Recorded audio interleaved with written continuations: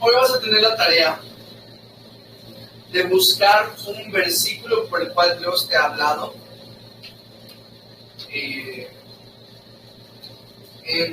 Puede ser recientemente, puede ser como que momentos claves en tu vida que tú dices, cuando estudié este versículo, el Señor me dijo esto.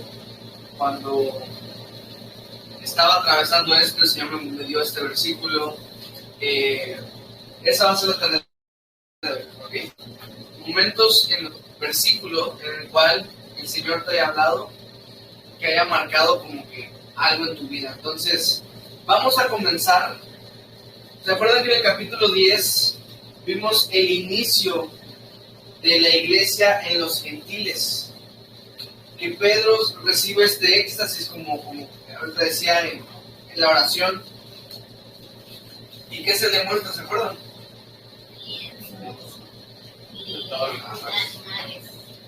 ¿Qué tamaño de lienzo habrá sido ese? Y para que él también se dé cuenta que estaban todos animales. Tuvo que haber sido un lienzo, y no sé si como que se lo iban mostrando poco a poco, porque ya ven que animales hay un montón. O no sé si eran como que uno de cada especie, no lo sé, ¿no? Pero decía que era un rollo, que este era otro rollo de verdad, ¿no? Pero esto se le mostró 3 veces, ¿no? Ahorita lo vamos a leer, entonces estoy recapitulando un poquito.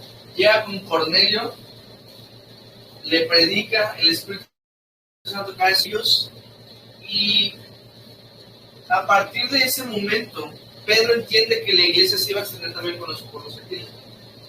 Solamente los judíos eran los cristianos, ¿no? Y si había algún gentil que se quería convertir a cristiano, primero se tenía que convertir a judío.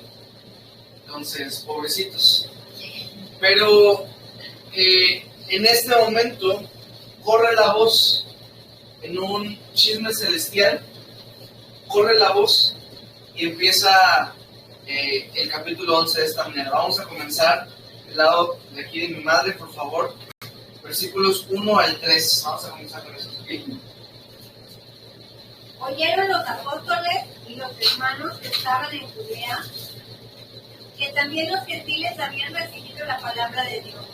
Y cuando Pedro subió a Jerusalén, disputaban con él los que eran de la circuncisión, diciendo: ¿por qué has entrado en casa de hombres incircuncisos y has comido con ellos? Vale, entonces, ¿qué es lo que está pasando acá? Alguien que me lo diga así, rapidito. Pues ya se enteran los demás, los apóstoles, que ya la iglesia se había bautizado gentiles, pues, que era un disparate, algo que era loco, y ya pues ya le hablan a Pedro así, ¿qué está pasando? Vale, entonces los demás apóstoles llegan con Pedro. Bueno, no los apóstoles, dice que mandan hermanos, ¿no? Entonces tenemos allá apóstoles, hermanos que se enteran que Pedro hizo ¿qué? Que entra en la casa de un gentil, que no solamente entra en la casa de un gentil, come con ellos, les predicó la palabra, y ahora los gentiles también, sin necesidad de ser judíos, sin necesidad de ser prosélitos, ahora también eran cristianos, ahora también eran creyentes. Y pareciera que la forma en la que nos narra Lucas este evento, pareciera que hay como que un espíritu fariseico en las palabras de lo que están diciendo, ¿no? Y es algo como que irónico, porque habían fariseos que se habían convertido a Cristo, ¿no? Pero parecía que lo fariseo no había salido de ellos, ¿no? Y no quiero generalizar solamente el grupo de los fariseos, porque en realidad varios hicieron este tipo de murmuración, que si no lo hubieran manejado bien, saben que este tipo de cosas puede ser un veneno mortal para la iglesia. Pero vamos a analizar un poquito este espíritu fariseico, porque aquí no estamos hablando de fariseos. Aquí estamos hablando de creyentes que juzgan a otros creyentes. Algo que nunca pasa, ¿no? Entonces, yo creo que hay algo absurdo en el espíritu fariseico, y te lo voy a poner en 3 puntos, ¿okay? hay una superioridad absurda. Superioridad absurda.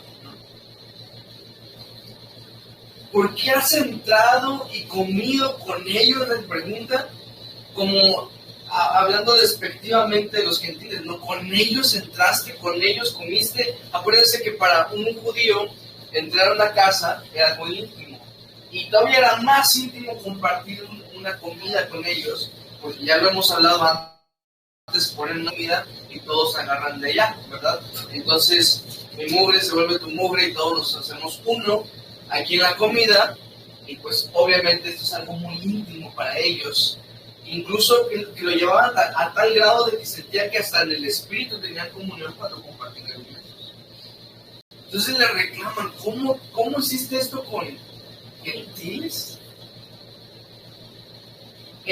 Hay un tipo de superioridad absurda en el espíritu fariseico, ¿no? Ya sea por conocimiento, por estatus, por función, por religión.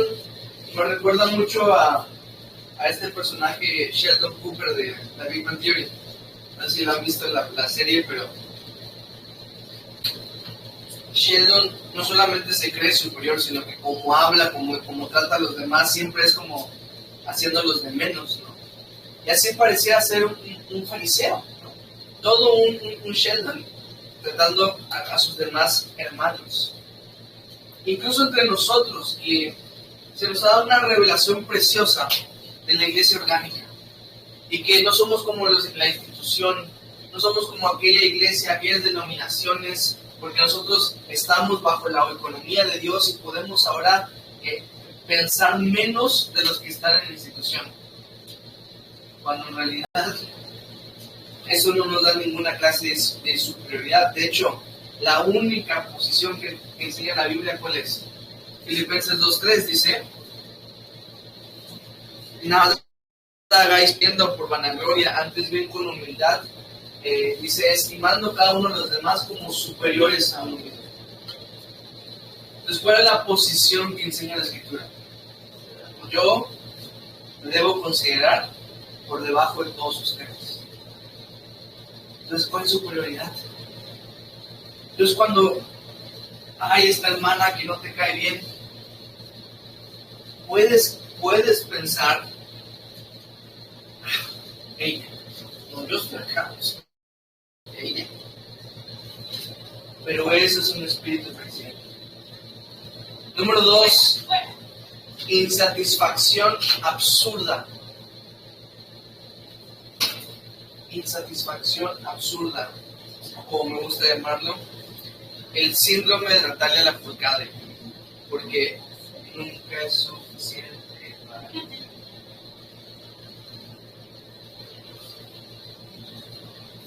Nunca es suficiente, porque ¿por qué no comparten?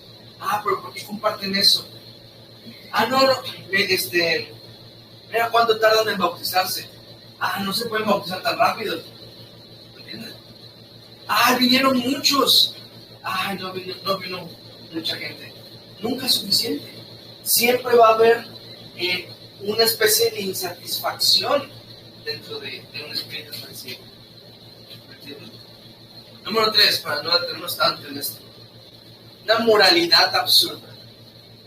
Una moralidad absurda, porque los que hacen esto son buenos, pero los que hacen esto otros son malos. Y normalmente lo que les conviene es bueno, ¿no? En aquellas iglesias donde se enseñan reglas de hombres, por ejemplo, la vestimenta, digamos. No. El hermano acaba de compartir precioso, pero vino short. Entonces, es malo. Es malo. Punto. O sea, no importa el corazón, importa la vestimenta. Entonces hay una moralidad muy absurda, porque en realidad no es lo que a nosotros nos conviene, sino más bien es lo que nos dice. Mi criterio no tiene importancia en esto. Entonces, como pequeña conclusión, no seas absurdo, sé bíblico, sé espiritual. No hay nada sensato en el juicio. No hay nada sensato en sentirte superior, en tener esta moralidad superior. No hay nada sensato en eso. Entonces, vamos a avanzar. Versículos 4 al 17, Padre, por favor. Fuerte. Desde el 4 hasta el 17. Entonces comenzó Pedro a contarles por orden lo sucedido, diciendo: estaba yo en la ciudad de Jope orando, y vi en éxtasis una visión, algo semejante a un gran lienzo que descendía, que por las 4 puntas era bajado del cielo y venía hasta mí. Cuando fijé en él los ojos, consideré y vi cuadrúpedos terrestres, y fieras, y reptiles, y aves del cielo. Y oí una voz que me decía: levántate, Pedro, mata y come. Y dije: Señor, no, porque ninguna cosa común o inmunda entró jamás en mi boca.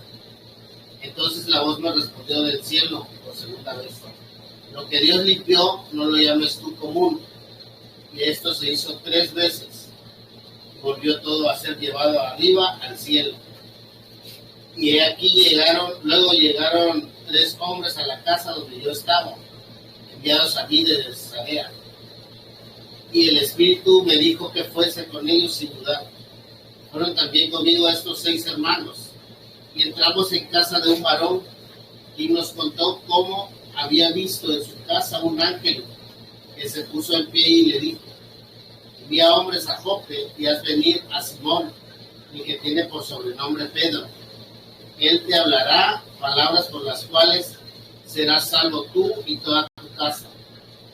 Y cuando comencé a hablar, cayó el Espíritu Santo sobre ellos también, como sobre nosotros al principio. Entonces me acordé de lo dicho por el Señor, cuando dijo: Juan ciertamente bautizó en agua, mas vosotros seréis bautizados con el Espíritu Santo. Si Dios, pues, les concedió también el mismo don que a nosotros, que hemos creído en el Señor Jesucristo, ¿quién era yo que pudiese estorbar a Dios?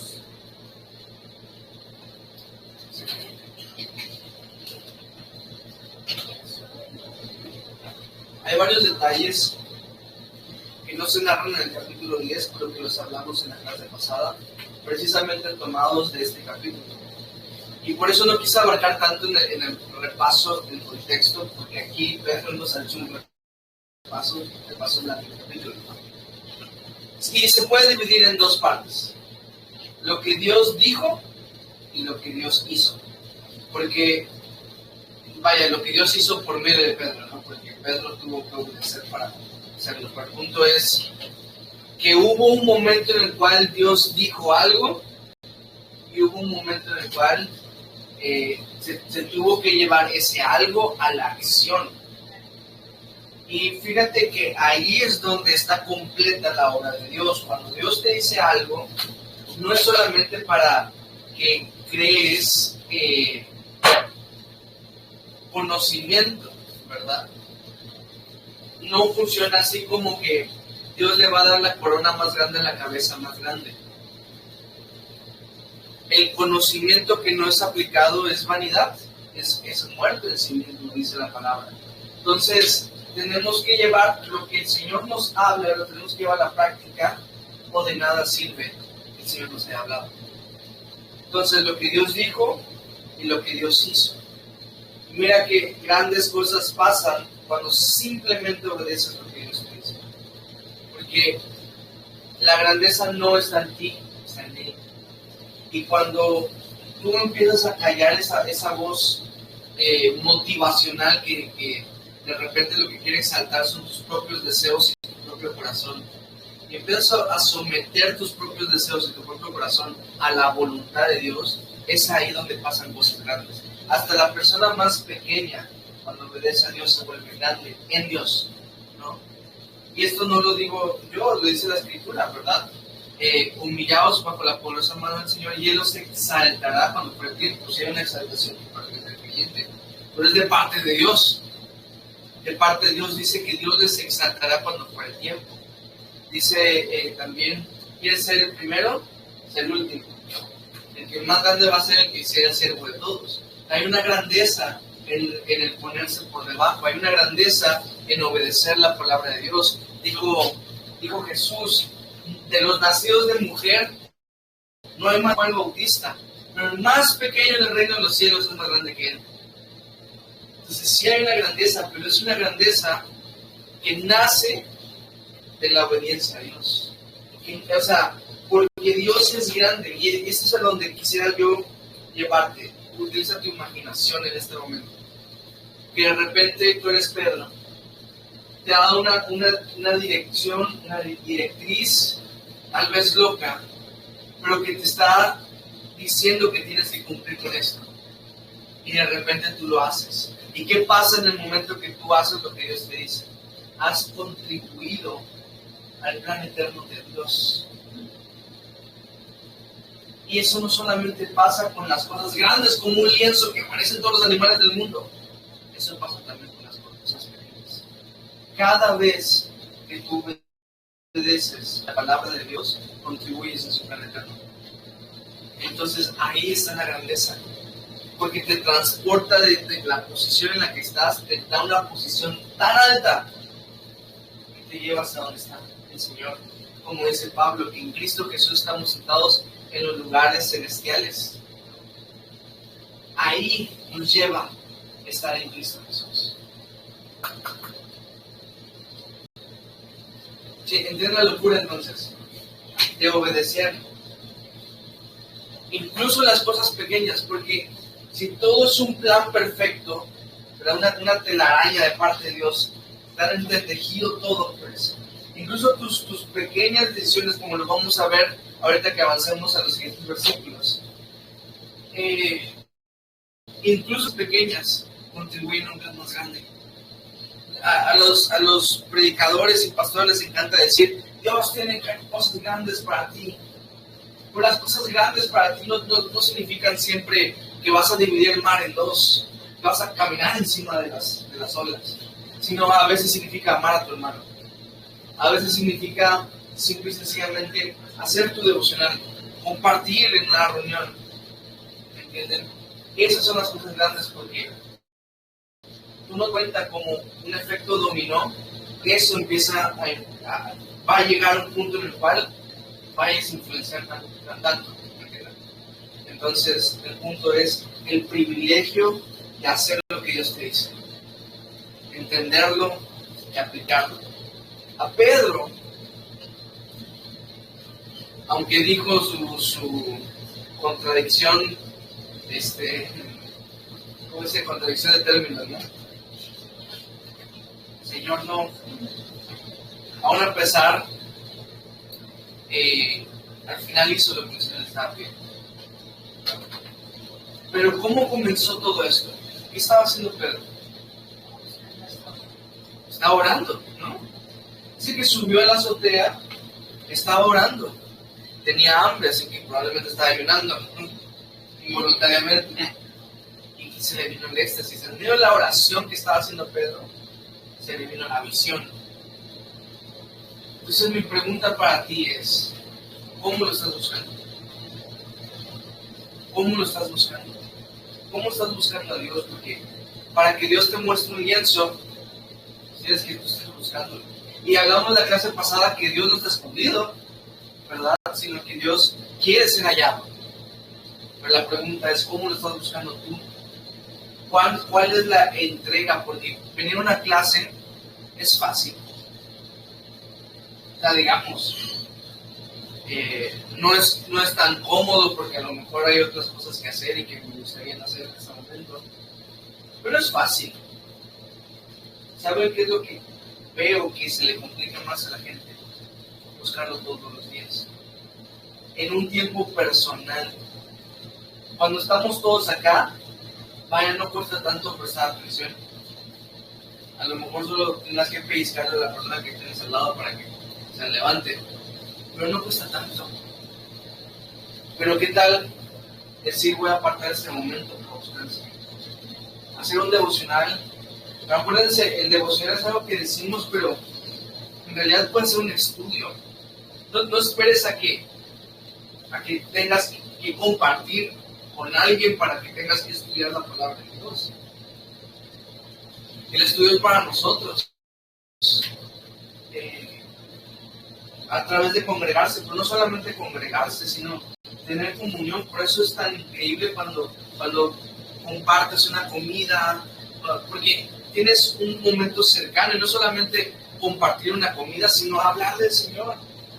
Ahí es cuando puedes dar buenos consejos, una buena exhortación, o que te den a ti una buena exhortación y unos buenos consejos.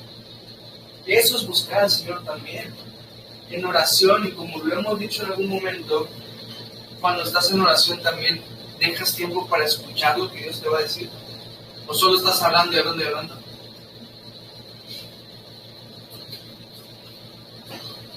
Y es más, te sientas a rodillas, a cuestas, paras, lo que sea, pero te detienes un momento a orar, o con, es que yo oro mientras trabajo, es que yo oro mientras basta. Porque si eso es lo que para ti basta, te digo, no es suficiente. ¿Qué estaba haciendo Pedro? Estaba barriendo la azotea cuando el Señor le mostró eso. Claro que no. Esa era Marta,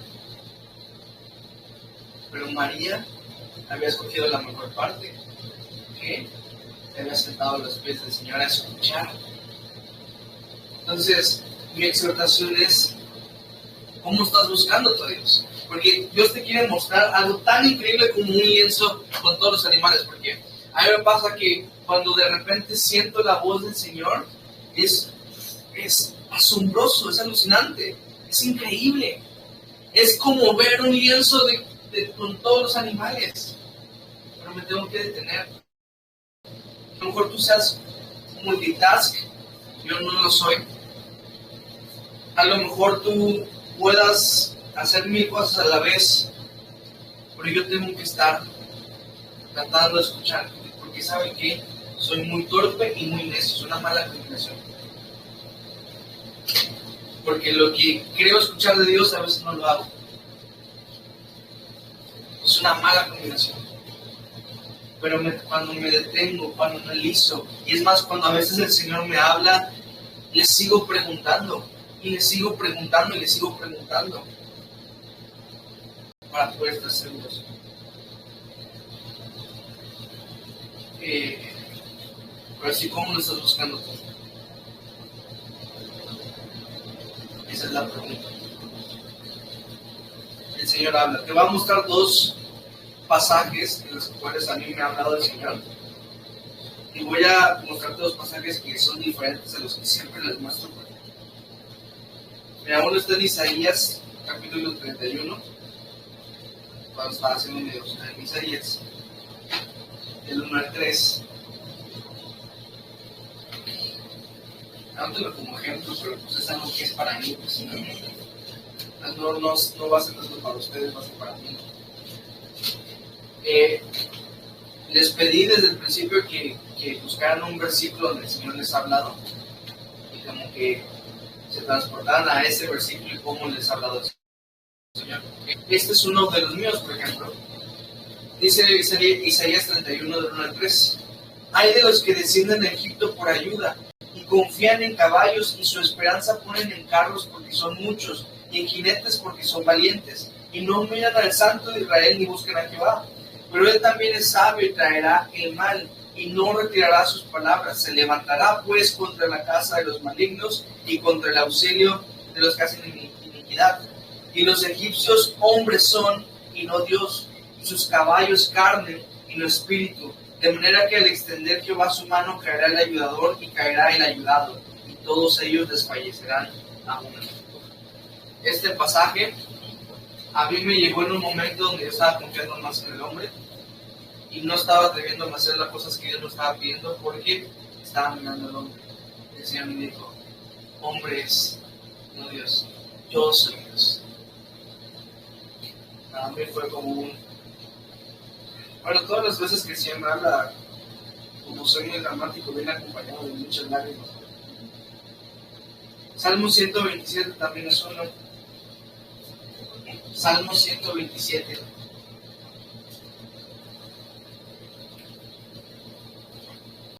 2.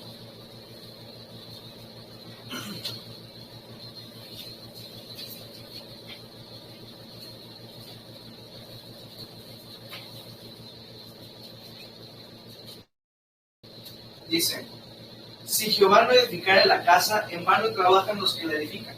Si Jehová no guardare la ciudad, en vano vela la guardia. Por demás es que os levantéis de madrugada y vayáis tarde a reposar, y que comáis pan de dolores, pues que a su amado dará Dios el sueño. Me encanta ese verso.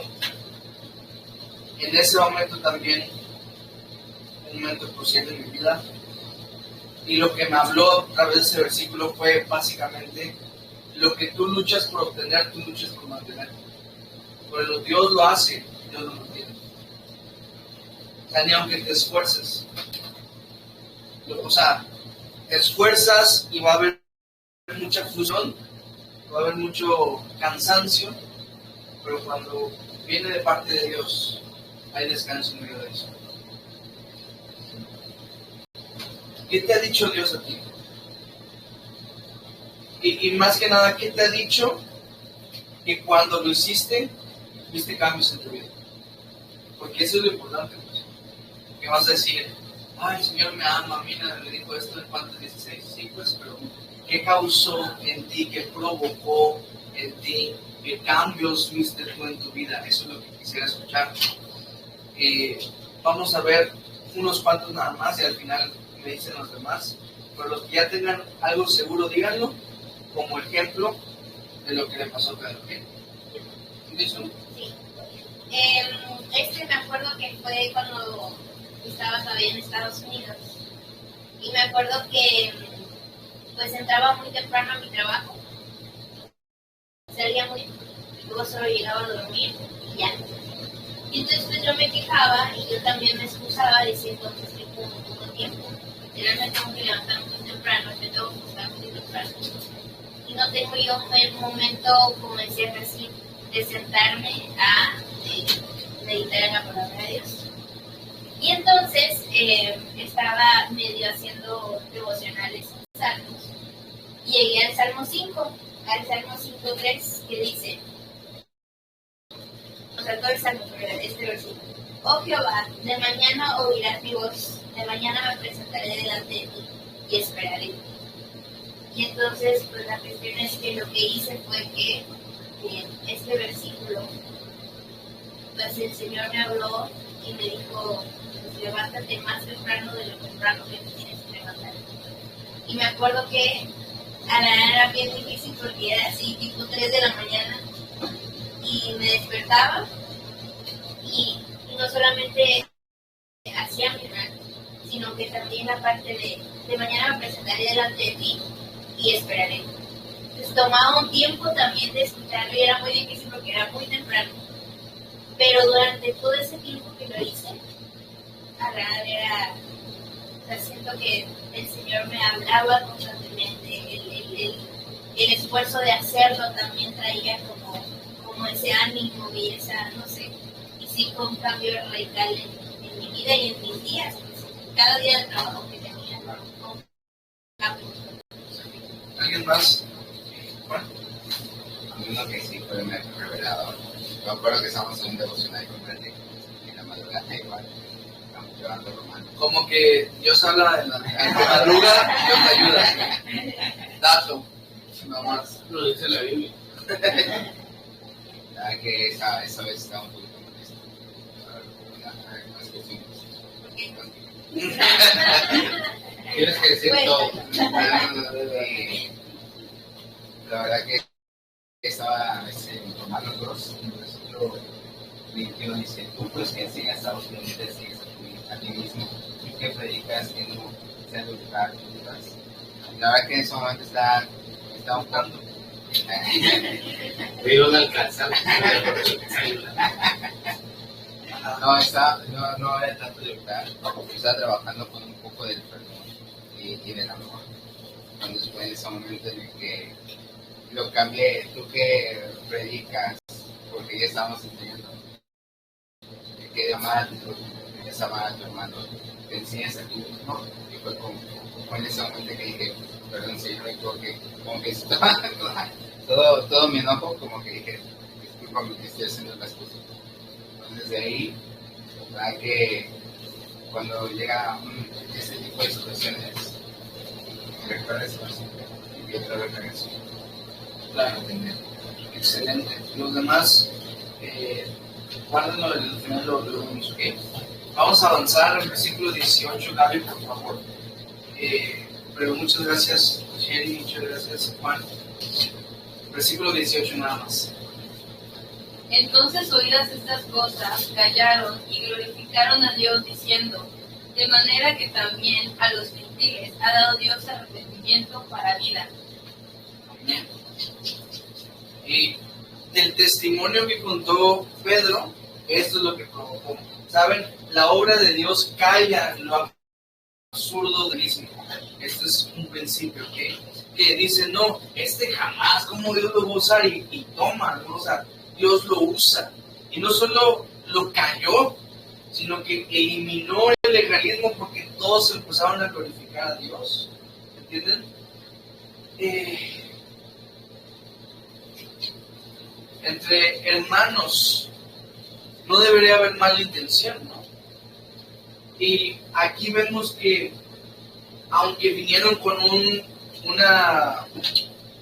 como que de una manera, ¿no?, muy legalista, muy fariseica, muy con esta superioridad absurda, en realidad ellos eran hermanos en Cristo. Y como eran hermanos en Cristo y su interés era darle gloria a Dios, porque aunque usted no lo crea, trataban mal a los gentiles creyendo que ellos eran superiores porque Dios había elegido el pueblo judío. Cuando escucharon el testimonio se dieron cuenta de lo que Dios no les quedó otra más que glorificar a Dios y decir, pues alabado sea el Señor, ¿verdad? Porque Él está haciendo esta obra y todos contentos, pues. Eso es lo asombroso de lo que está haciendo Dios. Y eso es lo asombroso que te espera al buscar al Señor también. Y también, incluso, eso también nos debe motivar a compartir lo que Dios nos habla. Pedro compartió esto y que automáticamente glorificaron a Dios. Entonces no te calles. No te calles porque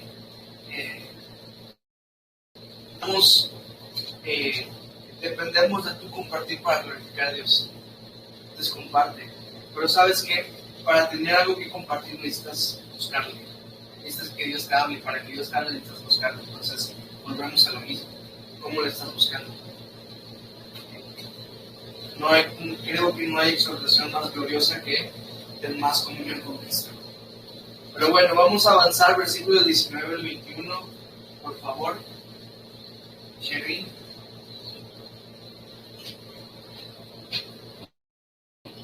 Ahora bien, los que habían sido esparcidos a causa de la persecución que hubo con motivo de Esteban, pasaron hasta Fenicia, Chipre y Antioquía, no hablando a nadie la palabra, sino solo a los judíos.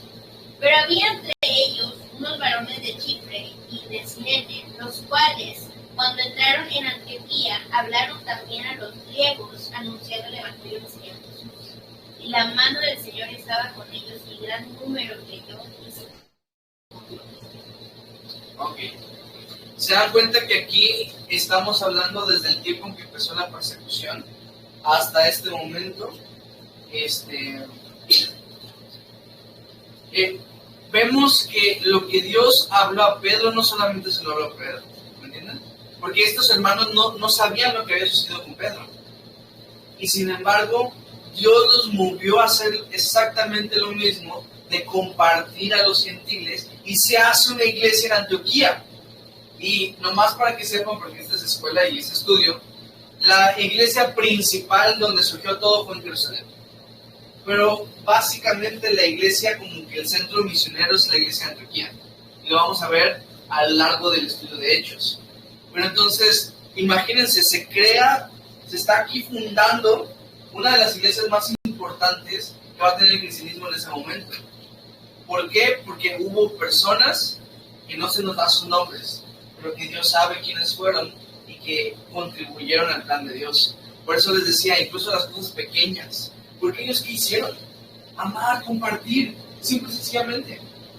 Y Dios los usó para fundar una iglesia en Fenicia, Chipre y Antioquía. Y específicamente la historia de hecho se va a centrar en Antioquía. Esta Antioquía, así como las cesareas, que hay varias, también Antioquías hay varias. Esta es Antioquía de Cirene, se le llama. Y me gusta mucho. ¿Dónde está la? Que dice que en el 21, dice, y la mano del Señor estaba con ellos, y gran número creyó y se convirtió al Señor. No siempre vemos esta palabra usarse, pero dice que se convirtieron. Cuando tú y yo escuchamos se convirtieron, a lo mejor pensamos en estar yendo a la iglesia. Pero la palabra convertirse, analízala, habla de una transformación, ¿no? Habla de que alguien pasó de ser, en caso de los gentiles, de adorar a 843 dioses, adorar al único Dios verdadero, de ser partícipes de orgías, sacrificios, que todo era parte de adoración a sus dioses. Ahora vivieron una vida pura, literalmente se convirtieron, ¿no? Pasaron de un lado a otro, y eso es mismo lo que sigue haciendo el Evangelio. Cuando estaba allá en Guatemala me llamaba mucho la atención y muchos pasaban de una iglesia a otra, ¿no? Y básicamente es como, pues yo ya era cristiano, solo que ahora me congrego acá. Y a los hermanos de ahí de Guatemala les asombra mucho cuando les platico que aquí en realidad la gente no conoce el Evangelio. Que aquí en realidad sí es un cambio muy radical venir de fuera a volverse cristiano. Pero eso es lo que es convertirse. Y si eso no se ve, esa palabra no refleja lo que hay en tu vida, entonces ¿qué está pasando? Porque tú también tienes que ser transformado. El viejo yo murió en la cruz, el nuevo yo está renovado en el espíritu de nuestra mente, dice Efesios. Entonces, ¿qué onda? Pero bueno, entonces a estas personas también los dio a hacer lo mismo que hizo Pedro, solamente cabe mencionar que Pedro fue primero. ¿Por qué eso es importante? Recuérdense que esa es la interpretación de que Dios le diera las llaves del reino. ¿Okay? Que Él abrió el reino para judíos, para gentiles. ¿Okay? Pero bueno, independientemente de quién fue primero, aquí se ve lo mismo que le habló uno, le habló otro. Pensar que solo a ti Dios te ha revelado algo es sectario. Y es bíblico, pienso yo, porque Dios cuando habla no es como que, yo tengo esta revelación especial de Dios y solo a mí se me ha dado y por eso soy el superapóstol, el superprofeta, el super no sé qué. Eso está mal, ¿entienden?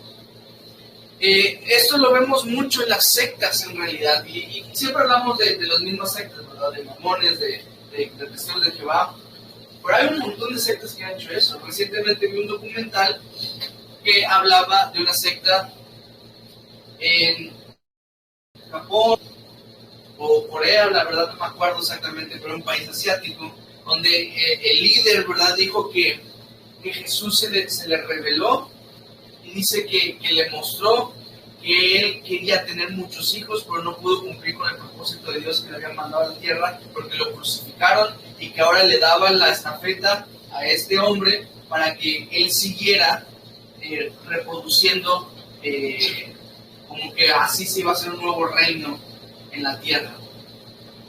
Y tan disparado suena, esas sectas suelen ser las que más gente tienen. Y hubo un montón, y él se casó con todas las mujeres que estaban en esa secta. ¿Me entienden por qué? Porque el propósito de Dios con este nuevo Mesías era que repoblara como el nuevo reino de Dios que Cristo no pudo cumplir. ¿Ven qué blasfemia es eso?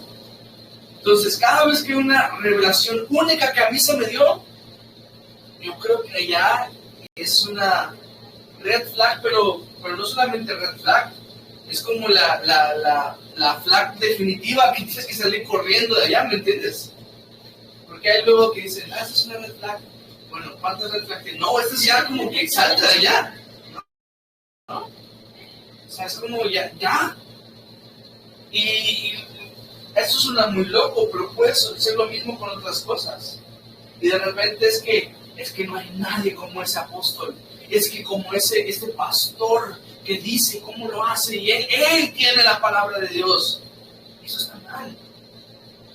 Todos deberíamos tener la palabra de Dios. Porque el Señor no ha limitado su revelación a unos pocos. No ha limitado su revelación a una persona o un grupo selecto de personas. La revelación está para todos. Y como decía un pastor que yo conocí, si es nuevo, no es bíblico, y si es bíblico, no es nuevo. Sencillo. Una de las veces que nos criticaron por hacer lo que hacemos, que me dijeron, es que ustedes los jóvenes piensan que no han encontrado el hilo negro. No entiendo esa expresión, la verdad. No sé a qué se refieren con el hilo negro, pero entiendo a qué se refería él cuando me dijo eso, ¿no? Que como que, esta nueva revelación que se me dio a mí, pero no es así. Me encanta que cuando hablamos del recobro, del recobrar las cosas del Señor, hay muchos ministerios que hacen lo que nosotros estamos haciendo. Si fuéramos los únicos que practicamos lo que practicamos, esa sería una red flag, ¿me entienden? Pero hay muchos ministerios alrededor del mundo. Me acuerdo que hice un estudio, no sé cómo se llama, pero sobre las reuniones participativas, ¿se acordarán? Y en una de las secciones puse a otros que practican también lo mismo que nosotros estamos practicando, y ahí puse a 11 ministerios con miles de iglesias. ¿Okay? Uno de esos ministerios, que son las iglesias locales que fundaron Watchman Nee y Witness Lee, en su página dice que tienen 2.300 iglesias afiliadas en todo el mundo, haciendo exactamente lo que nosotros hacemos. Entonces, la revelación de Dios es así. Yo estaba, como se los he comentado antes, cortando el césped con una máquina allá en Panajachel, en Guatemala, en lo que era la iglesia, ¿no? Cuando el Señor me habla sobre estas cosas.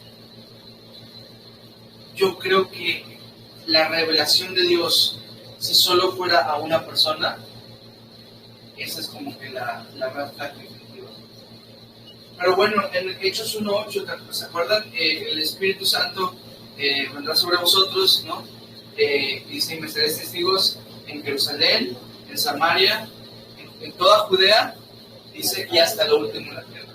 Y ya vimos en Jerusalén, y ya vimos en Samaria, ya vimos en toda Judea, y ahorita estamos viendo hasta lo último de la tierra, ¿verdad?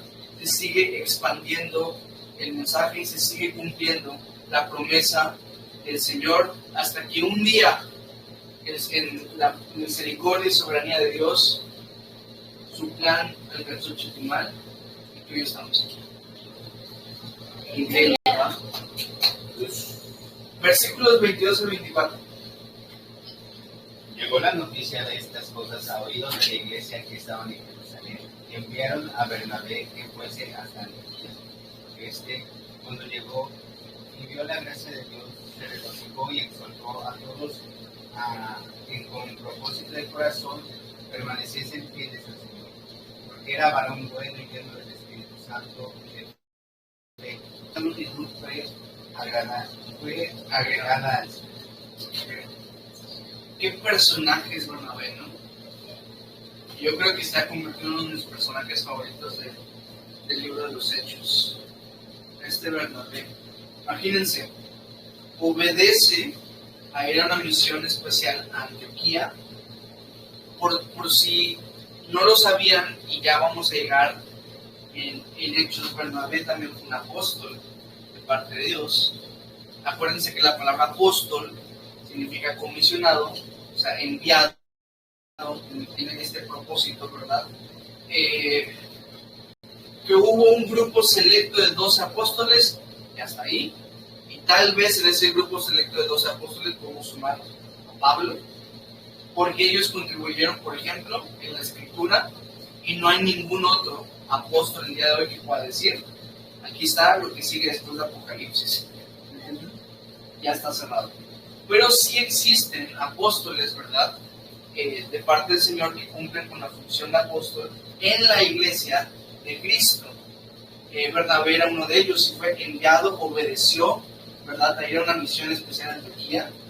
Llega y en lugar de tratar con juicio, cuando ve a los gentiles, que probablemente una iglesia gentil era bien diferente a una iglesia judía, ¿me entienden? Porque los judíos eran más ortodoxos, más tranquilos, pero de repente los gentiles, pues con sus celebraciones de las fiestas paganas, pero de repente hacer eso mismo, pero tratarlo de llevar a un sentido de pureza, pero también a Dios. O sea, me imagino que bien. Y Bernabé, ¿cómo reacciona? Se regocija. Dice, qué increíble cómo ha llegado la gracia de Dios acá. Y personas, porque después vamos a ver que Bernabé, si no me equivoco, era de Chipre. O sea, que él conoce a los gentiles, ¿me entiendes?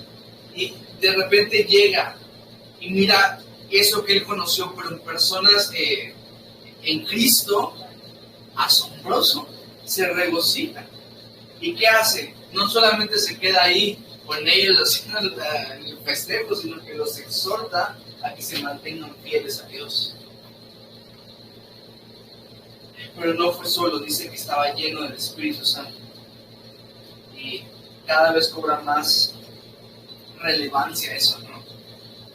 En nuestras vidas, la llenura del Espíritu Santo.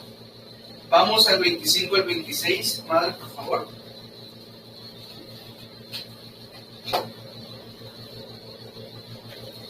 Después fue Bernabé a Tarso para buscar a Saulo, y hallándole le trajo a Antioquía. Y se congregaron allí todo un año con la iglesia y enseñaron a mucha gente y a los discípulos de los cristianos por primera vez en Antioquía. Qué bonito, ¿verdad? Y de nuevo con Bernabé, increíble, porque estaba en Antioquía, estaba viendo esto y dijo, aquí cerca está Tarso, y en Tarso está Pablo, voy a buscar a Pablo, porque se acuerdan que Bernabé fue el que llevó a Pablo con los apóstoles, y cuando todo el mundo los estaba rechazando a Pablo, Bernabé fue el que lo fue a buscar y lo llevó con los apóstoles. Ahora hace lo mismo, ¿no? Se cree, se acordarán cuando tuvimos Hechos capítulo 9, que Pablo pasó cerca de 10 años en Tarso. O sea que desde que vimos eso en Hechos capítulo 9 hasta esto en capítulo 11, han pasado como 10 años. Hay quienes ponen de 8 a 12 años, pero más que nada dicen 10 años que han pasado. Y muy probablemente Pablo estaba predicando de Cristo en Tarso, en la iglesia de Tarso, ¿me entienden? Y ahí es donde lo va a buscar el Señor.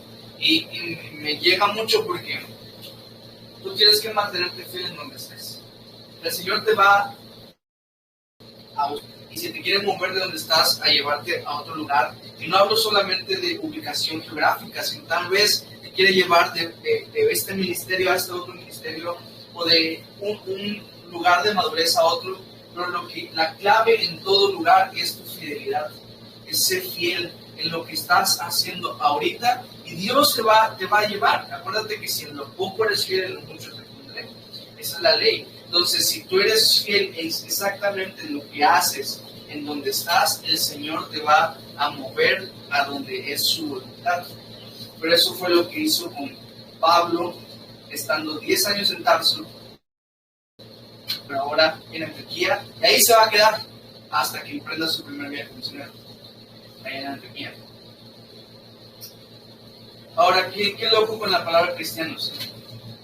En ese momento, a los gentiles de Antioquía les llaman cristiano por primera vez, y hoy en día es básicamente nuestro nombre principal.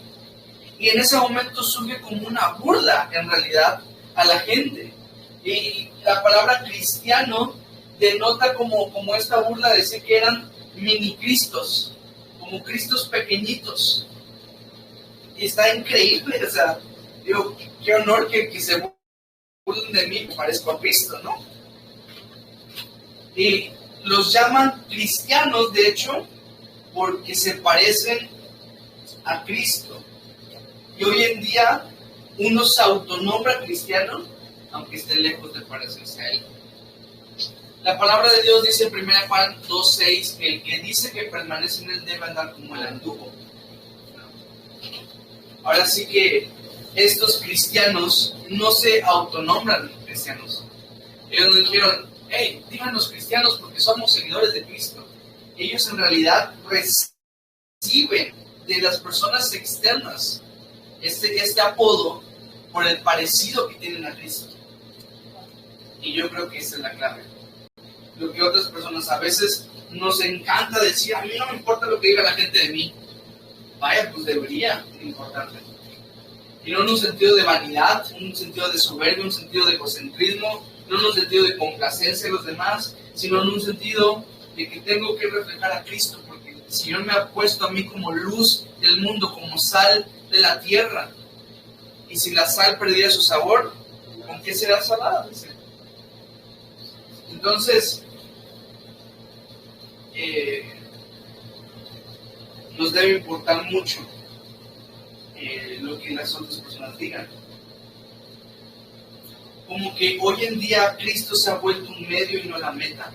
Se ha vuelto un medio para conseguir dinero, un medio para conseguir popularidad, un medio para conseguir mi poder. Y hoy en día las iglesias, sobre todo las iglesias institucionales, ¿verdad?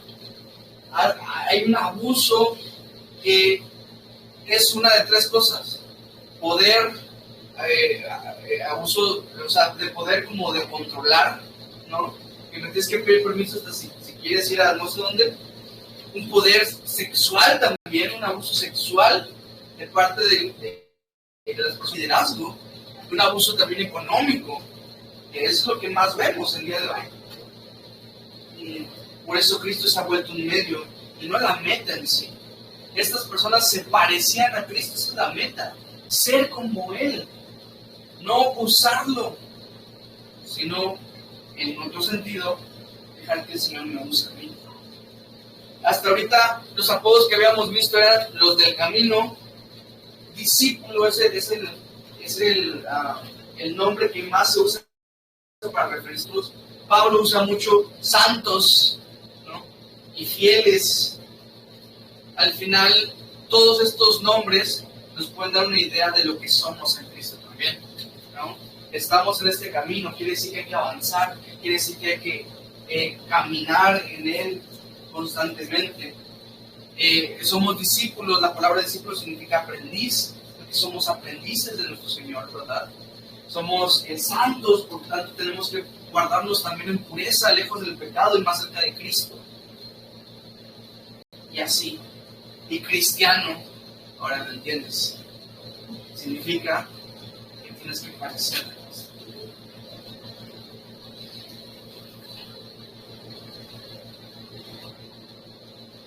Y a los gentiles se les dice cristiano.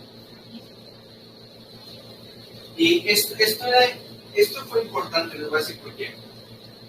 Porque hasta ese punto podría pensar que el cristianismo era una secta judía. Como no diferente de los fariseos, de los saduceos, de los escribas, de los heronistas, una secta más de los judíos.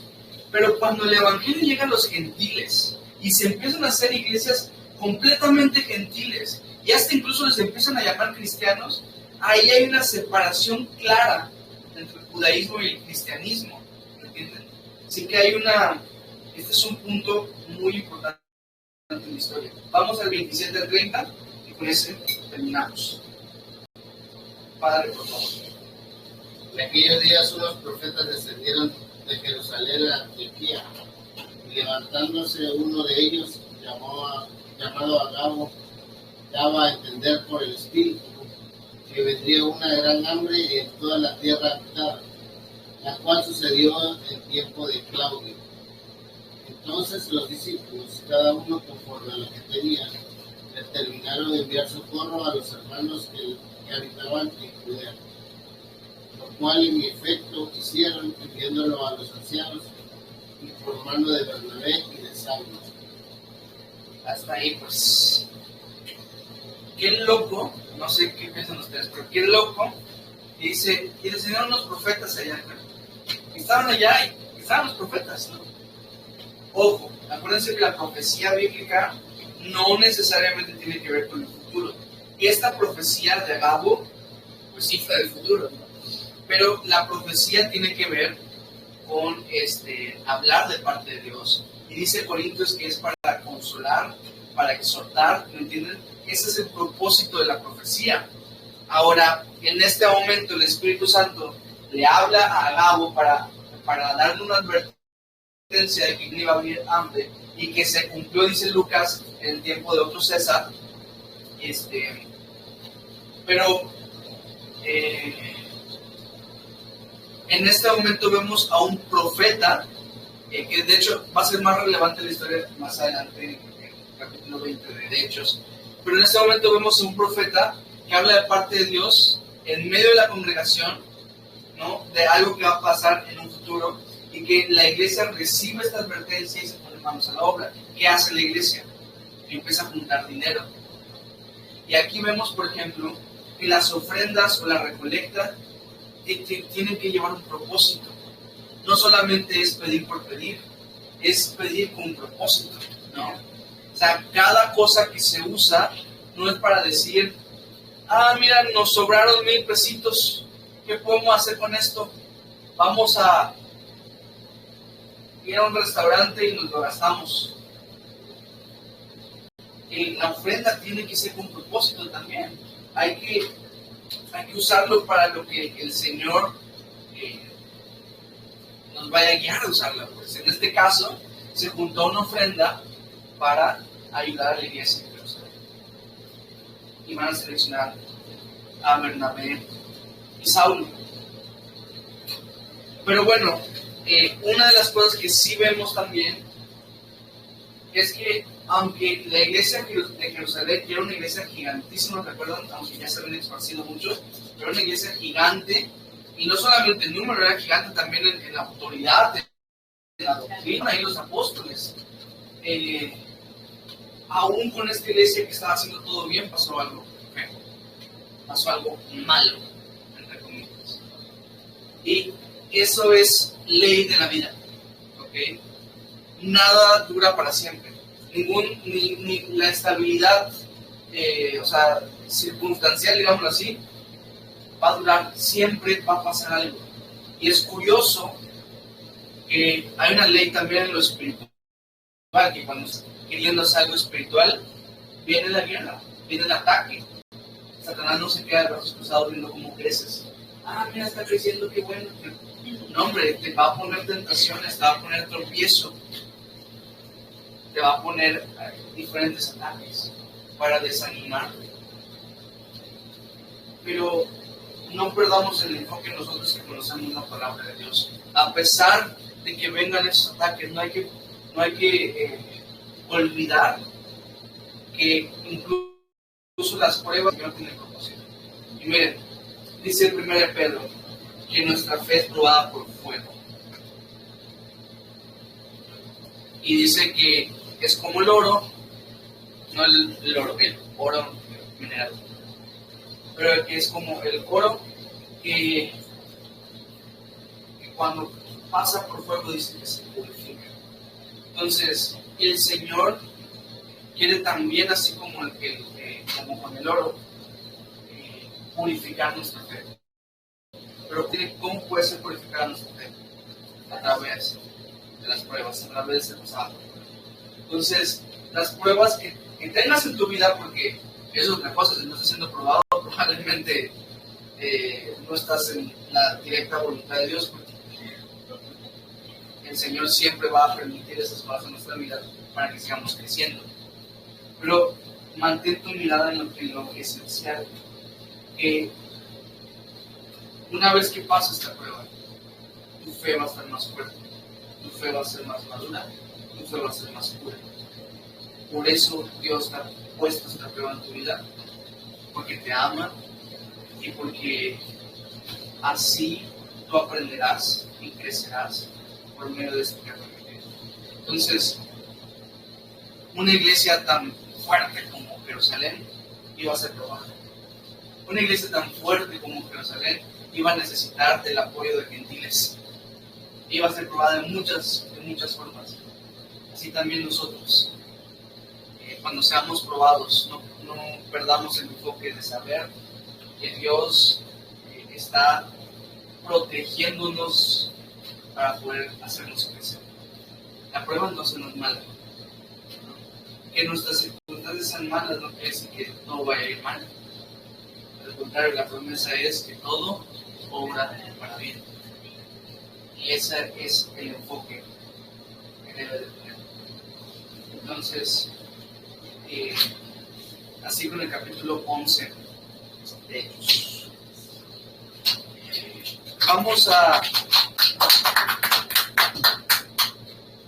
orar, vamos a detener la grabación, me van a decir sus versículos, si es que se acordaban de alguno, y terminamos, ¿ok? Pero vamos a orar. Señor, yo te doy gracias. Una vez más estoy seguro que nos has hablado, no por mi buena capacidad o elocuencia, sino porque tú así eres, Padre. Dice tu palabra de sí misma que está viva y que es eficaz y que traspasa nuestro espíritu, nuestra alma. Entonces te pido, Padre Santo, que así como Pedro una vez recibió tu palabra, así mismo también la apliquemos para ser partícipes de tu obra, Señor, para contribuir al plan eterno. Señor, yo sé que nos has hablado. Señor, yo sé que has hablado a mis hermanos, pero te pido que no solamente se queden con esa información, sino que lo pongan en práctica. Te ruego, Señor, que te busquemos tanto, que nos reveles cosas a través de tu palabra, que nos reveles las cosas que van acorde a tu voluntad para nosotros y que lo llevemos a la práctica. Te lo ruego en el nombre de Jesús. Amén. Bueno, pues, ¿algún verso? Primera de Juan 1:9.